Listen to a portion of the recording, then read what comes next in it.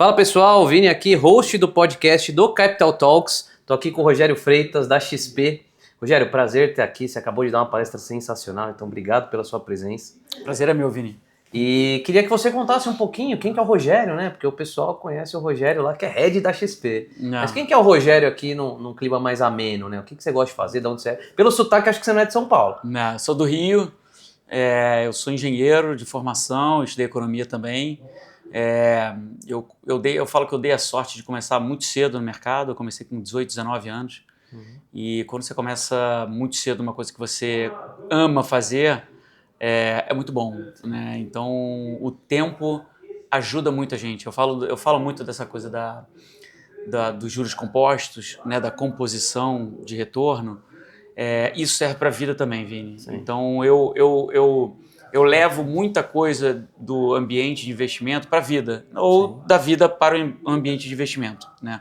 A composição de retorno, a composição de conhecimento ajuda muito. E a paciência.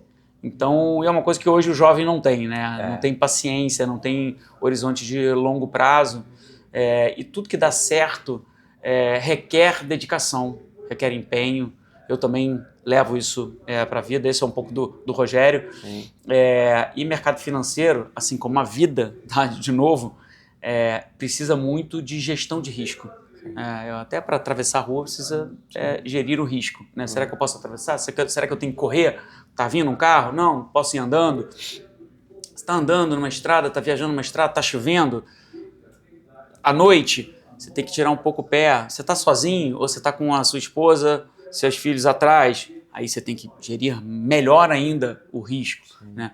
Então, acho que essa coisa de gestão de risco também é muito importante, né? E você está sempre preparado para o pior cenário, né? Não é que você torça para o pior cenário, você está preparado para o pior, torcendo para o melhor, né? Porque se o melhor acontecer, ótimo. Mas se o pior acontecer, você está preparado, né? Então, como é que você vai sair, pegar uma estrada de carro, sem saber que o step está ali? Porque se furar o pneu, você sabe que está ali. Então, assim, tudo isso é um pougo do que o Rogério é. A essência é gestão de risco, você está preparado para o pior, paciência, longo prazo. Então, eu sou mais parecido com um corredor de maratona do que um corredor de 100 metros rasos. Então, é paciência, resiliência. Você sabe que em algum momento você vai pegar uma chuva, vai pegar um vento contra, vai pegar uma subida. Então, resiliência, dedicação, empenho, estudo.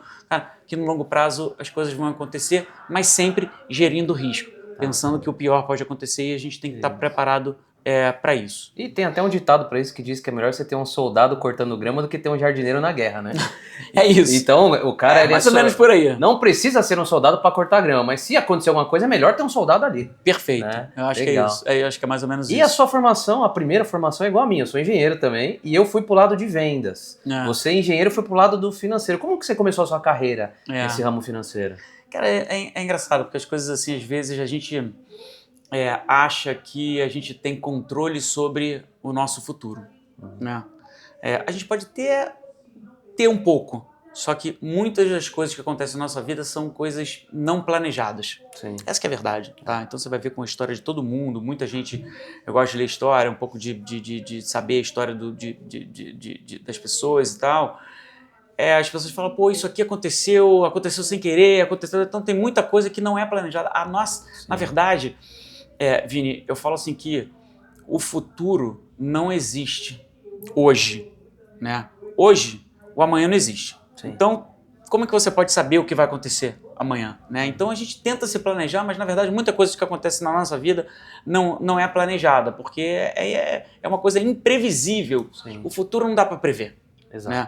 Então, eu entrei no mercado, eu entrei em engenharia, mais por uma questão familiar. Meu pai é engenheiro, minha família tem um monte de dinheiro, então eu acabei indo para essa linha.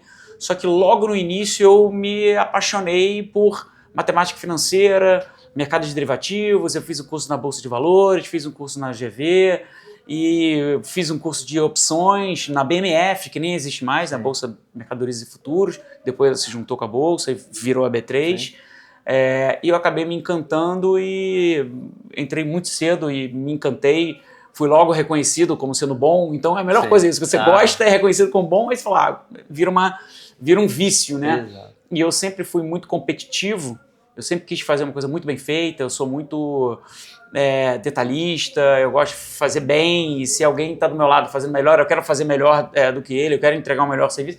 Aí é o mercado financeiro, né? É competição, é a fome com a vontade é a de comer. vontade de ir bem, é meritocracia, e o mercado financeiro tem muito disso, né? Eu trabalhei em lugares que são muito meritocráticos. A XP é isso, né? Você chega, você faz, começa pequeno e vai aumentando, sonho grande. Esse ambiente meritocrático é muito importante para você reconhecer e premiar de forma justa quem tomou risco, né? Então o mercado é isso, né? Você toma risco, você ganha, né? E se você fizer isso de forma recorrente e bem feita, de forma inteligente, você vai ganhar no longo prazo. E isso, Vini, eu acho que é importante até falar, eu aprendi muito cedo, porque, como eu falei, eu dei sorte de trabalhar com boas pessoas em bons lugares. Eu fui gestor de risco, fui gerente de risco numa casa muito boa, chamada Opportunity, lá no Rio. E tem essa coisa do risco inteligente, né? Tem risco burro, tá? E esse risco burro é o que a gente tem que evitar de forma, assim, é como o diabo foge da cruz, que é o seguinte, é o risco burro. O risco burro é aquele risco, que eu dou exemplo aqui, a roleta russa. Né? Eu não entendo muito de arma, mas assim, eu acho que são uma arma, sei lá, tem 8 balas. 8 tambores? 8 tambores, né? Chega um bilionário excêntrico aqui e fala, Vini, roleta russa para você e eu te dou 10 milhões de dólares se você sobreviver. Você pega ou não pega? Óbvio que não, isso é um risco burro. Né? Ou trazendo mais para a atualidade as casas de aposta, né? Ou casa de aposta. A probabilidade de você perder é gigantesca. Né? A roleta russa é ainda pior, porque se você perder, você morre. Você perde a vida. Né? Então, isso aí é inaceitável. Né? E por mais que, de repente, você, louco ali, por uma irracionalidade, você pegou a aposta do milionário excêntrico, você fez e você ganhou. Ele te deu 10 milhões de dólares. Como é um bilionário excêntrico, ele fala assim, de novo, mais 10. Aí você fala assim, o que vai acontecer? Se você fizer isso recorrentemente, alguma hora você morre. Né? Então, no mercado financeiro, às vezes tem pessoas que fazem esse tipo de aposta, fez uma vez, ganha. E as pessoas de fora acham, só vem o resultado. Né? Imagina que o cara tomou essa aposta, ganhou 10 milhões de dólares e parou de fazer, sobreviveu e foi lá, comprou uma Ferrari. Né? Você olhando na rua, não sabe o que ele fez, qual foi o tipo de aposta, fala, pô, esse cara deve ser bom no que ele faz, né? Deve ser próximo. Tem uma Ferrari, deve ser inteligente, tomou um risco bom, né? E de repente você não sabe, você vai falar, vou contratar esse cara para tomar conta do meu patrimônio. Olha o risco, né? Você não pode analisar a pessoa ou a qualidade da gestão simplesmente pelo resultado de curto prazo. Né? Então, por isso que você entender muito como esse gestor pensa, qual o risco que ele toma e não simplesmente o resultado de curto prazo. Isso é um erro comum. As pessoas que na hora de investir olham lá um fundo e falam, deixa eu ver o resultado dele dos últimos 12 meses. Pô, vou botar nesse cara, esse cara é bom, esse fundo é bom. Mas não sabe qual é o risco que ele tomou, o histórico todo. Então, o passado recente, a rentabilidade recente, não diz exatamente se esse cara é um bom gestor, se esse fundo é bom, se o risco é inteligente ou se o risco é burro. Então, assim, o risco inteligente é aquele que você tem 70%, 60% de chance de ganhar, e quando você ganha muito. E se cair naqueles 20%, 30% de perder, você perde pouco. Aquela aposta que você tem uma probabilidade de ganhar, e quando é uma probabilidade grande de ganhar muito, e se cair na probabilidade de chance de perder, você perde pouco. Isso se chama assimetria favorável, é o risco bom. Né? Agora, se você fizer isso de forma recorrente, eventualmente vai cair ali nos 20%, 30%, mas não tem problema, você perde pouco. E se você fizer isso, 80%, 70% das vezes vai acontecer aquilo ali e no longo prazo você ganha muito. Repete isso aí, você vai ficar milionário no longo prazo. Entendeu? Acho que é mais ou menos essa ideia de risco inteligente que eu gosto muito, eu levo pro meu dia a dia e dentro da gestão de risco. O mercado financeiro é essencialmente, Vini, gestão de risco. A gente fala de Fed, fala de eleição, fala de Banco Central, fala de China, fala de política, como que vai afetar, troca de comando do Banco Central, do Galípolo, Roberto Campos Neto, fiscal, mas essencialmente, o nosso trabalho é gestão de risco. Eu quero setor imobiliário, eu não quero setor imobiliário. Eu quero risco de câmbio, não quero risco de câmbio. Eu quero risco de duration ou não quero risco de duration. Eu quero multimercado, eu quero juros, eu quero bolsa. Eu quero bolsa o quê? Ligado a small cap ou eu quero uma bolsa mais ligado a dividendo? Tudo você tem que entender, né? Qual é o risco que você quer. Né? O problema é você não saber o risco que você está se expondo. Exato. Esse que é o que às problema. Vezes não é nem o seu perfil, né? E às Porque vezes tem gente que entra em coisas que às vezes não tem a menor noção. O cara é conservador e quer investir em Bitcoin.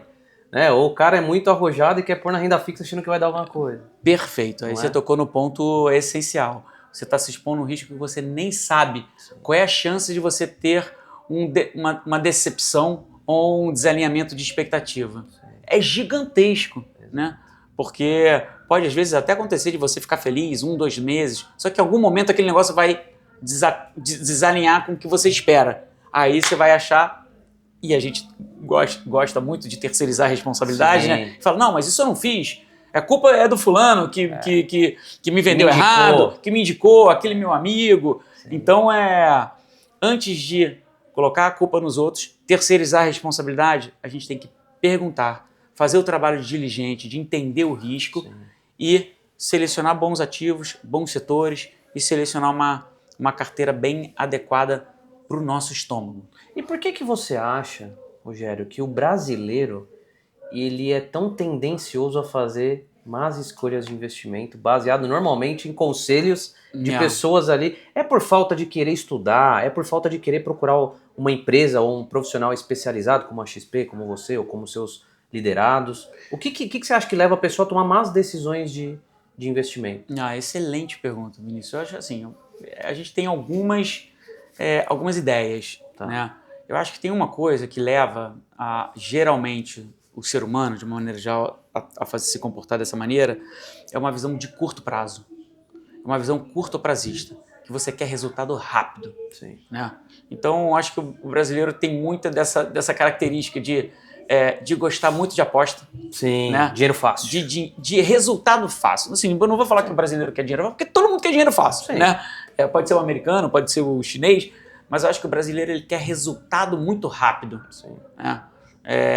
E talvez seja uma explicação do histórico do Brasil. A gente quer ficar rico rápido. Uhum. Né?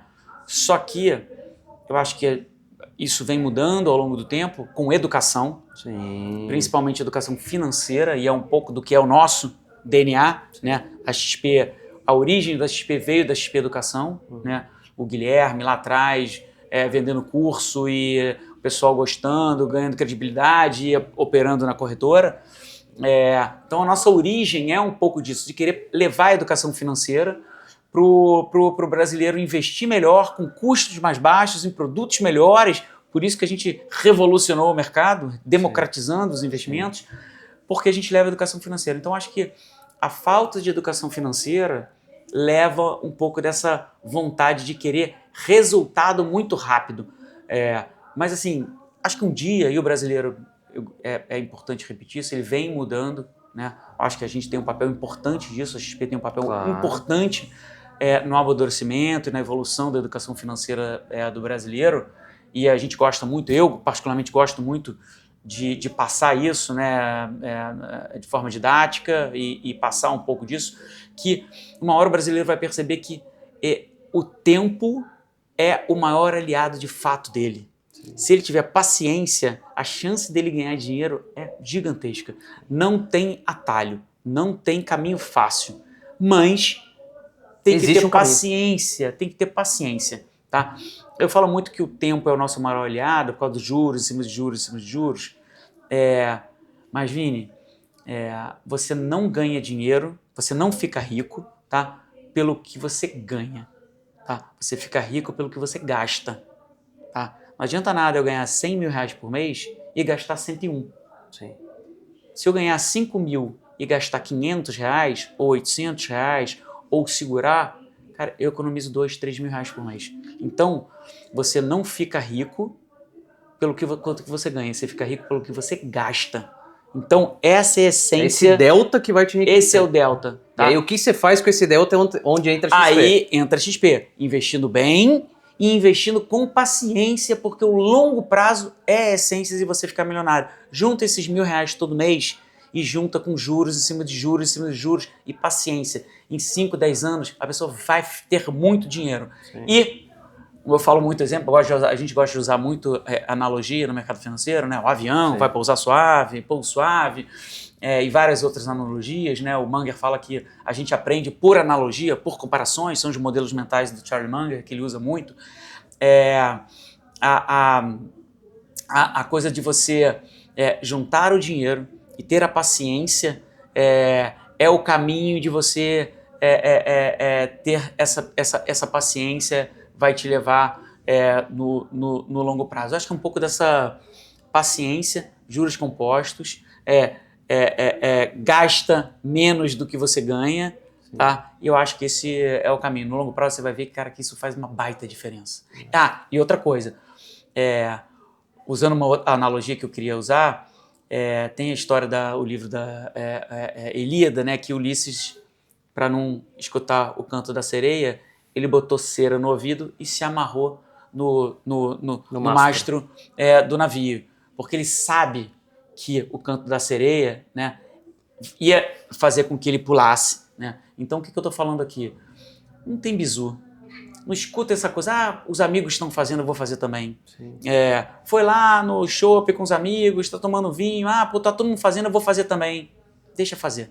Não caia no conto da sereia de todo mundo está fazendo, eu vou fazer também. Sim. Faz o feijão com arroz, faz o simples, não faz o complexo, simplifica, juros em cima de juros, em cima de juros, não inventa, não tem caminho fácil, não tem atalho, e a gente tem que abrir mão de certas coisas. Não vou trocar o carro hoje, não vou comprar um relógio, não vou comprar essa roupa, não precisa disso? Não precisa, então economiza dinheiro. Lá na frente vai fazer uma baita diferença. Enquanto todo mundo está na festa, você está economizando seu dinheiro. Exato. Lá na frente, quando você ficar mais velho, ficar na velhice, todos vão estar lá precisando de ajuda e você vai estar com uma velhice bem confortável, com saúde, podendo desfrutar um pouco mais de tudo que você economizou e construiu no longo prazo, com dedicação, com resiliência, e às vezes, de fato, você tem que abrir mão de certas coisas. Sim. A gente está, Rogério, num evento hoje feito para empresários, empreendedores e investidores. A grande maioria são empresários. Uhum. Eu faço consultoria empresarial. Ótimo. E a minha consultoria é focada na parte de vendas, então eu ajudo a empresa a venderem mais. Só que muitas vezes quando eu chego numa empresa, e isso que você falou faz total sintonia com o meu trabalho, o empresário fala assim pra mim, cara, preciso vender mais porque minhas contas estão muito altas. E aí quando eu vou ver as contas dele, não são as contas da empresa, são as contas da pessoa física. E aí eu vejo que a cultura empresarial do brasileiro, que normalmente ele vira um empresário por necessidade, ou vira um empresário por oportunidade, mas ele não se prepara para ser empresário. Esse evento que a gente está fazendo, o Capital Talks, é um evento para a gente conscientizar esse empresário da necessidade de melhorar as questões de educação financeira, Perfeito. As questões de mentalidade e tudo mais. Só que eu fico sempre pensando na nossa educação formal. Porque todo mundo faz um ensino médio, no mínimo, e muitos fazem faculdade. Você sente que lá no curso de engenharia que você fez, por exemplo, tinha matérias ali que fizeram falta e você teve que se capacitar depois? Que matérias são essas que você acha? Educação financeira, como você já disse, é uma. Eu falo muito sobre empreendedorismo, que deveria ser uma matéria ensinada em todos os cursos. Porque o cara que faz... O Nelson Williams estava sentado aqui agora comigo, e ele falou isso. Ele falou assim, Vini, o cara faz direito, ele aprende a advogar, mas ele não sabe como montar um escritório. É verdade. Porque ele não teve essa matéria. Que outras matérias você acha assim, que tem a ver com esse universo adulto, vamos dizer assim, de economizar, de gastar menos, de saber o que fazer com o dinheiro, de confiar no longo prazo, que você acha que poderiam estar ali dentro da educação formal? Eu acho que a coisa do empreendedorismo é super importante. Tem uma coisa que eu acho importante, Vini, o entendimento de contabilidade. Isso é uma coisa curiosa, né? As pessoas dizem, contabilidade é tão chato, né? Mas quando você entende o que é ativo, o que é passivo, né? Às vezes as pessoas acham que uma coisa é ativa, na verdade aquilo ali é um passivo. Exato. Entendeu? Então o entendimento de um balanço, o entendimento do que é ativo, o que é passivo, a coisa do gasto. Lá, não, vou comprar um carro porque isso aqui é um ativo para mim. O carro é um baita de um passivo. Total. Né? Você vai ver aquilo ali é um gasto danado. Então, assim, eu acho que o entendimento de um balanço, de um DRE, como funciona, as coisas de custo financeiro, o entendimento, o que é o custo. Por exemplo, vou tomar uma dívida no banco. Cara, quanto que isso aqui vai impactar mensalmente? Qual é o custo? Qual é a taxa de juros que está impactando ali? Então você vai ver a taxa de juros, caramba, isso aqui eu nunca... mas é só R$20 por mês, mas assim, 200% ao ano. Você fala assim, cara, assim, não interessa se é 20%, é 200% eu não tenho que tomar, entendeu? Então, eu acho que o entendimento de taxa de juros, o entendimento de balanço, o entendimento da contabilidade, essencial. Eu acho que é super importante para a vida, tá? O médico, quando vai abrir um consultório, o dentista, quando vai abrir um consultório, ele está virando um empresário, né? Ele tem que ver, cara, o que é custo, o que de repente, o aluguel, quanto que vai bater aquilo ali na folha dele, custo de contratação, qual é o custo de contratação de uma secretária. Então, essa visão do empreendedor, mais olhando o empreendedor do dia a dia, entendeu? De fazer a parte de imposto, como é que é. Então, isso é super interessante. Às vezes, não, vou contratar contrata um contador para fazer o meu imposto de renda. Sim. Cara, faz o teu IR que você vai ver, que você vai aprender pra caramba. E eu brinco que tem empresário que ele não delega as coisas, ele delarga as coisas. Porque ele passa para um contador fazer e esquece, não quer mais saber daquilo. Né? E depois vai ter um baita problema, né? Porque o contador fez besteira, ele não checou, aí depois ele cai na malha fina e tem que pagar uma multa, e você, mas não sei o quê. Aí o contador foi embora, ele ficou com a brocha na mão, né? Sim. Ficou com a dívida na mão, é dele, a responsabilidade é dele, entendeu? Então entender aquilo ali, eu acho que é super importante. Assim, nós somos, no limite, empresas. Né? A gente é PF, mas no limite nós somos empresas. Então, o que é passivo nisso aqui? Quando você abre na conta no banco, o que você está pagando de taxa? Entendeu? Porque aquilo ali... Famosa cesta, né? Famosa cesta. Você vai lá, não, porque é só 1,50. Cara, 1,50 acima de 1,50, você pensa, extrapola esse negócio para um longo prazo. Então, acho que tem essa coisa que no limite é um pouco da saúde. Não, vou comer só um docinho, vou comer só um não sei o quê. Cara, no longo prazo, isso faz um baita mal para a saúde. Sim. Então, acho que a parte financeira é a mesma coisa, a parte contábil é a mesma coisa. Aquilo ali um pouquinho, que você vai ver, você cria um problemaço, ou então você está perdendo muito dinheiro. Né? A caixa d'água está toda furada. Exato. A caixa d'água, às vezes, você está ganhando bem, só que a caixa d'água está toda furada, a água está indo toda embora. E escorre, entendeu? Cara, adorei, porque ninguém nunca me falou contabilidade. Você é o primeiro cara. Não é? Muito legal. Rogério, obrigado pela sua presença. Eu queria que você deixasse um recado final para quem está nos acompanhando. Principalmente você que está na XP, que é uma empresa reconhecidamente disruptiva, inovadora, que está transformando tanto o nosso país para o bem, né, na minha opinião. O que você tem para dizer para os empresários, investidores que estão acompanhando a gente? Então, se você quiser falar para a câmera ou falar olhando para mim aqui, agora tá a mensagem ótimo. final assim, é sua. Eu gosto muito, Vini, de uma característica que é a resiliência. Tá? Então, esteja sempre preparado para momentos duros, porque eventualmente esses momentos duros virão. Sim. Né?